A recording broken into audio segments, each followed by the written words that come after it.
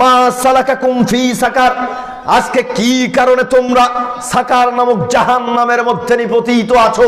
কি কারণে তোমরা সাকার নামক জাহান্নামের মধ্যে জ্বলে পুড়ে অঙ্গার হয়ে যাচ্ছ? সঙ্গে সঙ্গে তারা এক বাক্যে বলে উঠবে, লাম নাকুম মিনাল মুসাল্লিন, আমরা তো সালাত আদায় করিনি, আমরা তো মুসল্লিদের অন্তর্ভুক্ত ছিলাম না, আমরা তো নামাজ পড়তাম না। সেই দিন এরা বলবে না আমরা অমুককে হত্যা করেছি, আমরা ধর্ষণ করেছি, আমরা যাকাত প্রদান করি নাই, আমরা আত্মসাৎ করেছি, আমরা সুদ খেয়েছি, ঘুষ খেয়েছি, কোনো কথা বলবে না। যারা বেনামাজি এরা সাকার নামক জাহান্নামের মধ্যে নিপতিত থাকবে, জ্বলবে পুড়বে।